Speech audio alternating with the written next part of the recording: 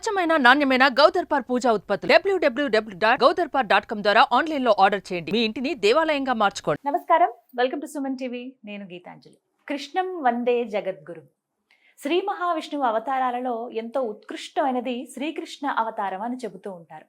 ప్రత్యేకించి బాల్యంలో ఆయన చూపించినటువంటి లీలలు, ఆ తర్వాత పెరిగిన తర్వాత ఆయన చూపించినటువంటి లీలలు కావచ్చు, ఇక చివరిగా ఆయన బోధించినటువంటి గీతా సారం కానీ, ప్రతి విషయాల్లో కృష్ణుడిని ఒక గురువుగా భావించే వాళ్ళు ఇవాళ రోజుల్లో మనం చూస్తూ ఉంటాం. ఆయన జీవితం అంతా కూడా ఎదుటివారికి ఒక సందేశాత్మకంగానే ఉందని చెబుతారు. ప్రత్యేకించి ఆయన నుంచి ఎన్నో నేర్చుకోవాలి. అది ఏ జనరేషన్ అయినా, పాత తరం వాళ్ళైనా, ఇప్పటి తరం వాళ్ళైనా, రాబోతున్న వాళ్ళైనా శ్రీకృష్ణుడిని చూసి చాలా నేర్చుకోవాలంటారు. అటువంటి శ్రీకృష్ణుడి జాతకం అసలు ఎలా ఉంది, ఆయన జన్మ కుండలిని మీ అందరికీ వివరించే ప్రయత్నం ఈ వీడియోలో చేయబోతున్నాం. మరి వివరించేందుకు ప్రస్తుతం మనతో పాటు ఉన్నారు ప్రముఖ జ్యోతిషులు నందిబట్ల శ్రీహరి శర్మ గురువు గారు. వారితో మాట్లాడి శ్రీకృష్ణ జన్మకుండలి ఏ విధంగా ఉందో తెలుసుకుందాం. గురుగారు నమస్కారం అండి. వాగర్థావివ సంపృక్తౌ వాగర్థ ప్రతిపత్తయే జగతః పితరౌ వందే పార్వతీ పరమేశ్వరౌ. సదాశివసమారంభాం శంకరాచార్య మధ్యమాం అస్మదాచార్య పర్యంతం వందే గురు పరంపరాం. ఆదిత్యాయ చ సోమాయ మంగళాయ బుధాయ చ గురుశుక్రశనిభ్యశ్చ రాహవే కేతవే నమః. శృంగేరి జగద్గురు పీఠాధిపతులకి, కంచి పీఠాధిపతులకి నమస్కారములు తెలియజేసుకుంటూ కార్యక్రమాన్ని ప్రారంభిద్దాం.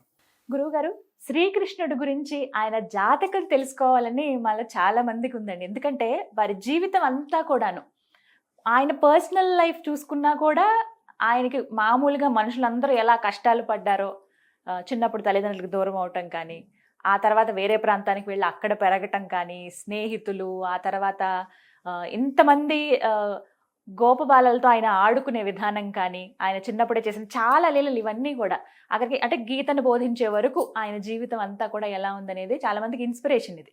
అయితే అసలు ఆయన జీవితం ఏంటి? అందులోనూ ఇంకొక మాట చెప్తూ ఉంటారు, కృష్ణుడిని నమ్ముకుంటే ఖచ్చితంగా విజయం వరిస్తుంది, విజయం ఖచ్చితంగా సాధిస్తాము అని. అసలు ఆయన జాతకం ఎలా ఉంది, ఎందుకు మేము కృష్ణుడిని నమ్ముకుంటే ఎంత సక్సెస్ అవుతాము అని తెలుసుకోవాలనుకున్నాం. మరి శ్రీకృష్ణుడి జన్మకుండలు ఎలా ఉందో వివరిస్తారా? తప్పకుండానమ్మా. మనకు ఉన్నటువంటి స్కాంద పురాణాంతర్గతంగా కావచ్చు, అనేక పురాణాల్లో భాగవత ఆధారంగా, మహాభారతం ఆధారంగా శ్రీకృష్ణుల వారి యొక్క జన్మ అనేటువంటిది మనకు తెలియజేయడం జరుగుతుందమ్మా. అందున ద్వాపర యుగాంతంలో వారి యొక్క జన్మ జరిగినట్టుగా మనకు చెప్పబడుతుంది. ఎందుకంటే వారు నిర్యాణం చెందినటువంటి రోజు నుంచి కలియుగం ప్రారంభమైనటువంటిది, అది యథాతథం. కాబట్టి అందరూ కూడా, శాస్త్రవేత్తలు కూడా ఎంతో మంది రీసెర్చ్ చేసి వారు జన్మించినటువంటిది 19వ తారీఖు తెల్లవారిత 20వ తారీఖు అనగా జూలై 3228 BC ఆ విధంగా జన్మించినట్టుగా చెప్పబడి ఉంది. కాబట్టి వీరి జాతకాన్ని విశ్లేషణ చేయడం అనేటువంటిది సాహసోపేతమైన నిర్ణయం చెప్పుకోవచ్చు. కాకపోతే అంత జ్యోతిష్యంలో అంతగా పండినటువంటి వ్యక్తిని కాదు, ఏదో అమ్మవారి అనుగ్రహంతో కొద్దిగా వచ్చినటువంటి జ్ఞానంతో వారి జాతక చక్రాన్ని మనం విశ్లేషణ చేసుకోవడానికి చిన్న కుహనా ప్రయత్నం మనం అంతవరకే చేద్దామమ్మా. ఎందుకంటే మనకు ముఖ్యంగా గమనించుకోవాల్సినటువంటిది ఏంటంటే, మనము వాస్తవికతకి దగ్గరగా మనం మాట్లాడుకోవాలి. జాతకాన్ని పరిశీలించేటప్పుడు ప్రతి వ్యక్తి యొక్క జాతకంలో మంచి ఉంటుంది, చెడు ఉంటుంది. వీరి జాతకంలో చెడు ఉంది, మంచి కన్నా చెడే ఎక్కువగా అనుభవించారు వీరు, కృష్ణ భగవాన్ల వారు. కాబట్టి మనకు అంది ఉన్నటువంటి సమాచారం ప్రకారం వాస్తవికి దగ్గరగా ఉండే విధంగా మనం ఈ యొక్క సంబంధించినటువంటి జాతక చక్రాన్ని మనం విశ్లేషణ చేసుకుందాము. ఇంకా గమనించుకున్నట్లయితే ప్రధానంగా మనకు విష్ణు అవతారంగా చెప్పబడి ఉంది కదమ్మా. కానీ కృష్ణ భగవానుల వారు ఎందుకు జన్మెత్తారు? వారి యొక్క జన్మకి పరమార్థం ఏంటి? డిస్ట్రాయర్, అంటే పూర్తిగా సంహరించడం, నాశనం కావడం సృష్టిలో. అందుకనే మనకు వరల్డ్ వార్ ఫస్ట్, సెకండ్ తెలుసు, కానీ the biggest world war, first world war ఏదయ్యానంటే కురు పాండవ యుద్ధం. 11 అక్షౌహిణుల సైన్యం దుర్యోధుని తరపున, 8 అక్షౌహిణుల సైన్యం పాండవుల తరపున యుద్ధం చేశారంటే 19 అక్షౌహిణులు. అంటే మామూలు మాట కాదు, మన లక్షలు కలిస్తేనే ఒక అక్షౌహిణి. అంతమంది జన నష్టం జరిగి కొద్ది మంది, ఒక 20 మంది మాత్రమే బతికి బయటపడ్డారు ఆ యుద్ధంలో పాల్గొన్న వాళ్ళలో. అంత పెద్ద యుద్ధం అమ్మా. కాబట్టి ఒక డిస్ట్రాయర్. అంటే మనకు జాతకాలు మనకు బాగా అంది వచ్చిన జాతకాల్లో రాముల వారి జాతకం ఒకటి, కృష్ణుల వారి జాతకం ఒకటి మనకు తేదీలతో సహా మనకు అందుబాటులో ఉంది. రాముల వారు ధర్మాత్ముడు, అతనేమి వేల మందిని లక్షల మందిని చంపల, కానీ ధర్మాన్ని కాపాడడం కోసం వచ్చినటువంటి వ్యక్తి. కాబట్టి రాముల వారు జన్మించినటువంటిది మనకున్నవే 12 రాశులు, 12 లగ్నాలు. అవి విష్ణు పాలితము, శివ పాలితం. విష్ణు పాలితం అన్నప్పుడు ధర్మాన్ని రక్షిస్తారు. కాబట్టి రాముల వారు విష్ణు పాలితం సంబంధించినటువంటి లగ్నాల్లో ఒకటైనటువంటి కర్కాటక లగ్నంలో జన్మించారు. శివపాలితం అనంటే లయం, అంటే తనలో కలుపుకోవడం. మరి కృష్ణ భగవానుల వారు యుద్ధాన్ని చేయకపోయినా, ఆ యుద్ధానికి కారకుడు కాకపోయినా, కానీ దగ్గరుండి యుద్ధ సంగ్రామం అంతా జరిగే విధంగా జరిగి ఆ యుద్ధంలోనే మొత్తం అందరినీ కూడాను లయం తనలో కలుపుకున్నాడు. అంటే డిస్ట్రాయర్ అయినటువంటి శివపాలిత లగ్నంలో ఖచ్చితంగా జన్మించాలి. కారణం అది. కాబట్టి శివపాలిత లగ్నమైనటువంటి వృషభ లగ్నంలో, వృషభ రాశిలో కృష్ణ భగవాన్ వారి యొక్క జననం జరిగింది. వృషభ రాశి అండి. వృషభ రాశి, వృషభ లగ్నం. కాబట్టి ఇక్కడ ఏంటంటే జన్మించిన దారభ్యత వారి జాతకంలోనే ప్రధానంగా లగ్నంలో ఉచ్చస్థితి పొందినటువంటి చంద్రుడు, అలాగే శుక్రుడు, రాహు అతి దగ్గర, లగ్నాధిపతి అయినటువంటి శుక్రుడు, రాహు అతి దగ్గరగా ఉండడం. అంటే కుజుడు కూడా కలిసి ఉన్నప్పటికీ శుక్రుడు, రాహు ఒకే నక్షత్రంలో ఉండడం, మరియు శుక్రుడు నవాంశ స్థితి, నవాంశలో స్వక్షేత్రంలో ఉండడం, మరియు లగ్నాన్ని, రాశి అయినటువంటి వృషభాన్ని శని వీక్షణ చేయడం, జగన్మోహన రూపానికి కారకత్వం. అంత అందమైనటువంటి రూపం రావడానికి శని యొక్క వీక్షణ, మరియు లగ్నాధిపతి అయినటువంటి శుక్రుడు, రాహు. రాహు అంటే మాయమ్మ, మిస్టిక్ ప్లానెట్స్ రాహు కేతులు. కాబట్టి మాయా తత్వం అనేటువంటిది జన్మ లగ్నాధిపతి అయినటువంటి శుక్రుడు రాహుతో కలిసి ఉండడం, ఇది చాలా గొప్పదైనటువంటిది. అందుకనే మా చక్కటి గులాబీ రంగు వంటి పెదాలు, చెక్కిళ్ళు కలిగినటువంటిది, చూడగానే జగన్మోహన రూపమైనటువంటి రూపముతో అలరాలేటువంటి స్వభావము వీరి సొంతమైంది జాతకరీత్యా. ఇక వీరి యొక్క శౌర్యం అంటే మనకెక్కడ కూడా, మనకు తెలిసినంత వరకు చాలా మందికి తెలియదు ఏంటంటే, కృష్ణుడు ఎక్కడ కూడా కోపాన్ని ప్రదర్శించరు, ఎక్కడ కూడా. కానీ అసమానమైనటువంటి శౌర్యవంతుడు. ఎందుకనంటే శౌర్య పరాక్రమాన్ని సూచించే స్థానమైనటువంటి తృతీయంలో లగ్నాధిపతి ఉన్నాడు. ఎవరి జాతకంలోనైతే లగ్నాధిపతి తృతీయంలో కానీ, షష్టమ మందు కానీ, అష్టమ మందు కానీ, దశమ మందు కానీ ఉంటారో వారిలో ఒక నిద్రాణమైనటువంటి శక్తి ఎప్పుడు ఉంటుంది. అది ఎప్పుడు కూడా అవసర సందర్భంలో మాత్రమే బయటకు వస్తుంది. కాబట్టి లగ్నాధిపతి తృతీయంలో ఉండడం, ఇంటర్నల్ గా అతను పరాక్రమవంతుడు అనేటువంటి యొక్క విధానంతో మనకు తెలిసేది. తర్వాత పరాక్రమ స్థానంలో కుజుడు నీచ స్థితి పొందిన, అట్టి కుజుడికి నీచభంగ రాజయోగం కలిగింది. ఎందుకనంటే కుజుడు నీచ స్థితి పొంది ఉంటే, నీచభంగ రాజయోగం కలగకుంటే వారికి బహుపత్ని అనేటువంటిది లేదు. కానీ కుజుడు సప్తమాధిపతి అయినటువంటి కుజుడు తృతీయంలో నీచ స్థితి పొంది ఉండి, ఆ రాశ్యాధిపతి అయినటువంటి చంద్రుడు లగ్నంలో ఉచ్చస్థితి పొంది ఉన్నాడు. కాబట్టి నీచభంగ రాజయోగం అయింది. కాబట్టి అసామాన్యమైనటువంటి పరాక్రమం అని అతని సొంతం. కాబట్టి అటువంటి పరాక్రమం ద్వారానే తన మేనమామ అయినటువంటి కంసుడిని, అలాగే జరాసంధుడిని, ఇలా దగ్గరుండి కూడా ఇవన్నీ కూడాను, పౌండ్రక వాసుదేవుడిని చాలా మంది అతని చేతిలో హతమయ్యారు. అంటే వీరి జాతకంలో చూసుకుంటే బాలారిష్ట దోషాలు ఖచ్చితంగా ఉన్నాయి. అందుకనే బాలారిష్ట దోషాలు ఉన్నాయి కాబట్టి ఆ బాలారిష్ట దోషంలో 11 సంవత్సరాలు వచ్చేంత వరకు ఇక్కడ వారు అనేక రకాలైనటువంటి మృత్యుకూరంలోకి దాకా వెళ్ళారు. 11 సంవత్సరాలు. ఎందుకనంటే మేనమామను 11వ సంవత్సరం అనగా కుజుని యొక్క దశలో అంతంలో మేనమామ సంహారం చేశారు. ఆ మేనమామ బ్రతికుండేంత వరకు కూడా కృష్ణుని మీద నిఘా పెట్టి చంపించాలని అనేక మంది రాక్షసులను పంపించడం జరిగింది. కానీ తన యొక్క శక్తి బలంతో వారిని సంహరించడం జరిగింది. బాలారిష్ట దోషం అనేటువంటిది లగ్నం ప్రధానంగా చూసుకుంటే ఇక్కడ శని సప్తమ కేంద్రంలో, నవమ స్థానంలో కేతువు, అలాగే లగ్నాధిపతి అయినటువంటి శుక్రుడు కుజరాహులతో కలిసి ఉండడం బాలారిష్ట దోషం. కాబట్టే 11 సంవత్సరాల వరకు కుజ దశలో మృత్యు దాకా వెళ్ళి బయటకు వచ్చారు. కుజదశ వీరి జీవితంలో ప్రధానమైన ఘట్టం. కుజదశ, కేతు దశ, ఈ రెండు కూడా వీరి జీవితంలో వీరి యొక్క జన్మకి పరమార్థాన్ని సూచించే దశ. ఇక గమనించుకున్నట్లయితే లగ్నాత్తు చతుర్థంలో ధర్మ కర్మాధిపతి అయినటువంటి రవి, సహజ కర్మాధిపతి అయినటువంటి రవి గురువుతో కలిసి ఉండడం, వీరు గొప్ప ప్రజ్ఞావంతులు, అలాగే ధర్మపరాయణులు, అలాగే ఇంకా చెప్పాలి అంటే గొప్పదైనటువంటి ధర్మ గుణాలన్నీ కూడా తెలిసినటువంటి క్షాత్రియ ధర్మాలు తెలిసినటువంటి వ్యక్తిగా చెప్పవచ్చు. అలాగే లగ్నాధిపతి శుక్రుడు స్వనవాంశ స్థితిలో ఉండడం, ఈ కారణం చేత ఏంటనంటే సమస్తమైనటువంటి వాళ్ళని అందరినీ కూడా తనకి సమానంగా చూసేటువంటి శక్తి అతని ఆలోచనలకు ఉంటుంది. ఎవరికైతే లగ్నాధిపతి అయి ఉండి గ్రహము స్వనవాంశలో గనక ఉంటే వారు అందరినీ కూడా సమదృష్టితో, శత్రువునైనా మిత్రునైనా సమదృష్టితో చూస్తారు. అటువంటి స్వభావం వారి జాతకంలో కనబడుతుంది. ఇక గమనించుకున్నట్లయితే లగ్నాధిపతి వీరి జననం చెరసాలలో జరిగింది. ఒక వ్యక్తి యొక్క జననం చెరసాలలో జరిగిందని చెప్పడానికి వారి జన్మ లగ్నం. గమనించుకుంటే లగ్నాధిపతి అయినటువంటి శుక్రుడు సప్తమ వ్యయాధిపతి అయినటువంటి కుజునితో రాహుతో కలిసి ఉండి తృతీయ స్థానంలో ఉండడమే చెరసాల. అందువల్ల వీరి యొక్క జన్మ చెరసాలలో జరిగింది. ఇక వీరి గమనించుకున్నట్లయితే వీరు 8వ సంతానంగా చెప్పబడి ఉందమ్మా జాతకంలో. అంటే ఇక్కడ ఏంటనంటే ఇక్కడ ప్రధానంగా గురువు అంటే మనకు తనకంటే ముందు 8 మంది అంటే ఒక స్త్రీ రూపం కూడా జన్మించి మాయ అని అంటారు, వారితో కలుపుకొని జ్యేష్ఠ సోదరి కూడా పుట్టింది మొదలు మాయా. ఆమె తర్వాత 7వ సంతానం అయిపోయిన తర్వాత 8వ సంతానంగా వీరు పుట్టారు. కాబట్టి జ్యేష్ఠ సోదర కారకుడైనటువంటి గురువు నవాంశలో 8 నవాంశలు పూర్తి చేసుకుని 9వ నవాంశలో ఉన్నాడు. కాబట్టే పైగా ఇక్కడ ఏంటంటే వీరి జాతకరీత్యా చూసినట్లయితే ఈ యొక్క శని రాహులకి ద్వితీయ స్థానంలో నవాంశలో గురు ప్రభావం ఉండడం వల్ల తనకంటే ముందు పుట్టినటువంటి వ్యక్తులు ఎవరైతే ఉన్నారో వారు సంహరింపబడడం జరిగింది. ఈ విధంగా ఇక గమనించినట్లయితే వీరి యొక్క జాతకంలో బహుపత్ని వ్రతులు, బహుపత్ని అనేటువంటిది ఉంది.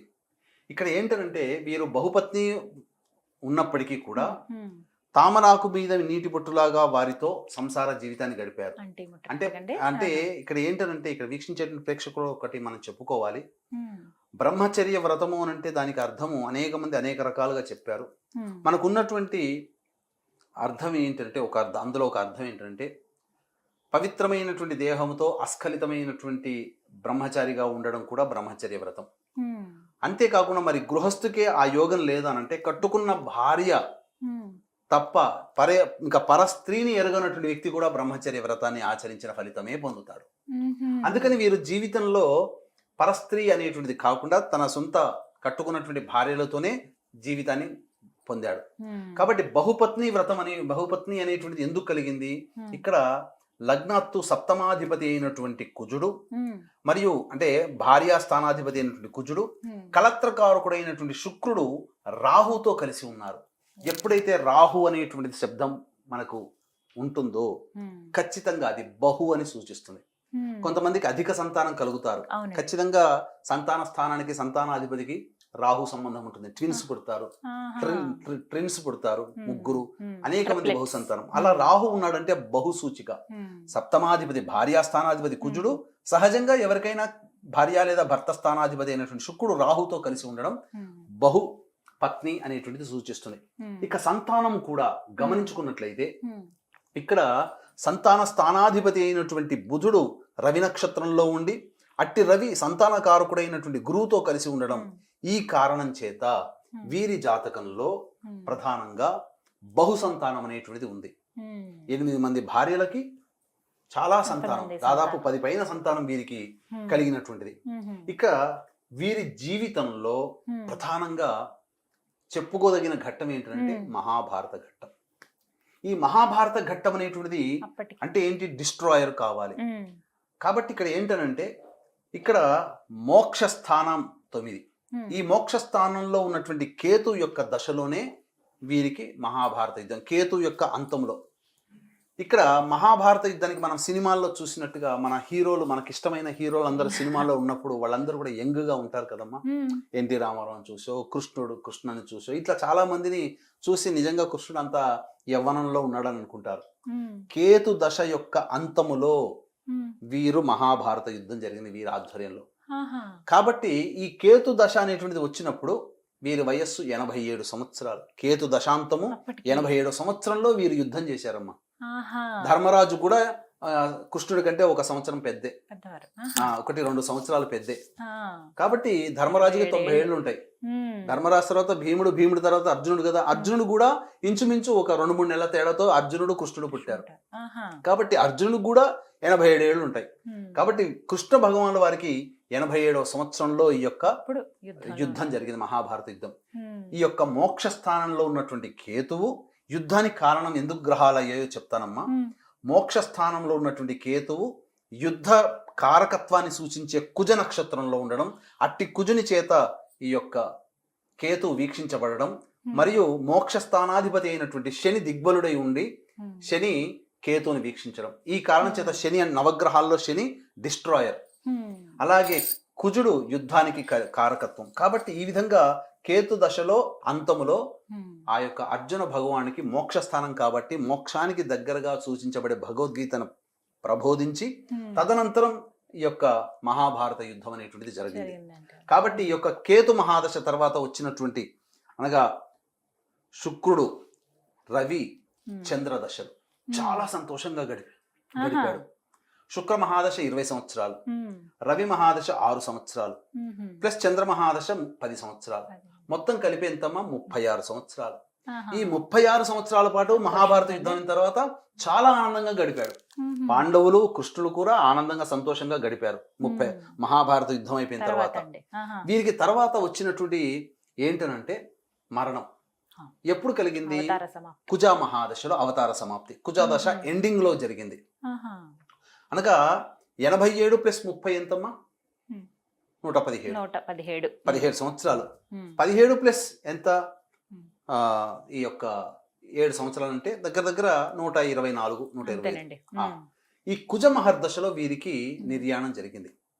ఈ కుజుడు రాహుతో కలిసి ఉండడం, అలాగే ఇక్కడ ప్రధానంగా చూసుకున్నట్లయితే వీరికి 127 సంవత్సరాల్లో ఈ యొక్క మరణం జరిగింది కదమ్మా. దీనికి ఎలా అంటే 127 అంటే సంపూర్ణ మహా ఆయుర్దాయం. ఎందుకనంటే ఇక్కడ శని దిగ్బలుడై ఉన్నాడు. శని అనురాధ నక్షత్రం, సొంత నక్షత్రంలో దిగ్బలుడై ఉండడం. ఇక్కడ మన శాస్త్రంలో ఏం చెప్పబడింది అంటే రవి కానీ, గురువు కానీ, శుక్రుడు కానీ కేంద్ర స్థానాల్లో గనక ఉంటే దీర్ఘాయుర్దాయం అంటే 75+. కాబట్టి రవి గురువులు ఇద్దరు కూడా, రవి స్వక్షేత్రంలో, గురువు కూడా ఉండి కేంద్ర స్థానంలో ఉన్నారు కాబట్టి దీర్ఘాయుద్ధాన్ని సూచిస్తుంది. శని దిగ్బలుడై ఉన్నాడు. అంతేకాకుండా ఆయుకారకుడైనటువంటి శని లగ్నాన్ని చూస్తూ, మరియు రవి గురువులని ఆయుస్థానాధిపతి అయినటువంటి గురువుని, అలాగే ఆరోగ్య ప్రదాత అయినటువంటి రవిని వీక్షణ చేయడం వల్ల వీరికి ఎన్ని ఆపదలు వచ్చినా, ఎన్ని శరాఘాతములు తగ్గినా తిరిగి మళ్ళీ చక్కగా స్వస్థత చేకూరడం, సంపూర్ణమైనటువంటి ఆయుర్దాయాన్ని 127 సంవత్సరాల వరకు బతికారమ్మా. కాబట్టి కుజ రాహుల యొక్క స్థితి ఈ కుజ మహాదశలో, ఈ కుజుడు ఎవరి నక్షత్రంలో పడ్డాడు? గురువు నక్షత్రంలో పడ్డాడు. అష్టమాధిపతి అయినటువంటి గురువు నక్షత్రంలో. కాబట్టి ఇక్కడ ఆ విధంగా కుజ దశలోనే వీరికి నిర్యాణం జరిగింది. కుజుడు అంటే ఏంటి? యుద్ధం అన్నాం. యుద్ధానికి సూచికగా ఆ కాలంలో బాణములు. కాబట్టి బాణము గుచ్చుకొని ఆ విధంగా వారు నిర్యాణం జరిగింది. ఇక్కడ చెప్పాల్సిందంటే ఇది ఒక జయవంతమైనటువంటి జాతకం. వీక్షించేటువంటి ప్రేక్షకులు కూడా ఎవరి పాకెట్లోనైతే, ఎవరి దగ్గర అయితే, తాయెత్తులనైతే ఈ కృష్ణ పరమాత్మ యొక్క జన్మ కుండలి ఉంటుందో వారికి అపజయం అంటూ ఏది ఉండదు, జయం అనేది ఉంటుంది. కాబట్టి వీక్షించేటువంటి ప్రేక్షకులు ఈ యొక్క విషయాన్ని గుర్తు పెట్టుకోండి. కాబట్టి ఇటువంటి జన్మ కుండలిని జాగ్రత్తగా భద్రపరచుకొని మీ పాకెట్లో పెట్టుకోండి. తద్వారా, ఎందుకంటే శ్రీకృష్ణుడు వారు ఎక్కడ ఉంటే అక్కడ జయం. ఇట్లాంటి జన్మకుండలి మళ్ళీ మనకి ఎక్కడా దొరకదు. మళ్ళీ ఒక యుగంలో అయితే తప్ప, కలియుగాంతంలోనే ఇట్లాంటి జన్మకుండలి కలిగినటువంటి జాతకం మనకు కనబడుతుంది. త్రేతాయుగంలో రాముల వారి వంటి జాతకం మళ్ళీ పుట్టలేదు. ద్వాపర యుగంలో కృష్ణుల వారి వంటి జాతకం మళ్ళీ పుట్టలేదు. అట్లాగే కలియుగంలో కూడా. కాబట్టి ఇటువంటి జాతకాన్ని వీక్షించేటువంటి ప్రేక్షకులు జాగ్రత్తగా మీరు దగ్గర పెట్టుకోండి. ఇది జయ జాతకం అని అంటారు. కాబట్టి చక్కగా అసలు ఈ కృష్ణ భగవానుల వారి గురించి అనుకోవడం, వారి జాతకాన్ని చెప్పడమే అత్యంత భాగ్యవంతంగా భావించాలమ్మా, తెలుసుకోవడం అనేటువంటి. కాబట్టి ఇక్కడ కృష్ణుడు అపార మేధావి. ఎందుకంటే మేధాస్థానంలో బుధుడు రవి యొక్క నక్షత్రంలో ఉండి, ఈ కారణం చేత అట్టి నవాంశలో కూడా రవి అక్కడ ఉన్నాడు, కన్యలో.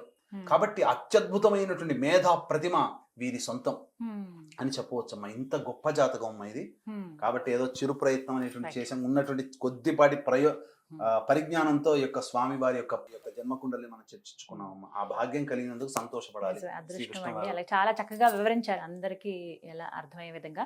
ఇలా జస్ట్ ఒక చిన్న పేపర్ లో ఇలా ప్రింట్అవుట్ తీసుకుని అది మేము పాకెట్ లో పెట్టుకున్నా చాలా పెట్టుకోవచ్చు, గురువుగారు. తాయెత్తులో పెట్టుకోవచ్చు. అలా కూడా చేస్తుంటాం. కానీ చాలా చక్కగా వివరించారండి. ఇప్పటి వరకు ఈ ప్రయత్నం అయితే చేయలేదు ఎవరు. మొట్టమొదటిసారి మీరు ఎప్పటి నుంచో అన్నారు, బట్ ఇది సందర్భం, అందులోనూ కృష్ణాష్టమి వచ్చింది కాబట్టి ఈ సందర్భంగా ప్రతి ఒక్కరు కూడా తెలుసుకుంటే మంచిది. అసలు ఎంత ఆదర్శంగా ఉన్నటువంటి ఆ మూర్తి అవునమ్మా. శ్రీకృష్ణ వీరి భగవానుడు. జాతకంలో కూడా పితృశాపాలు ఉన్నాయమ్మా. ఆహా.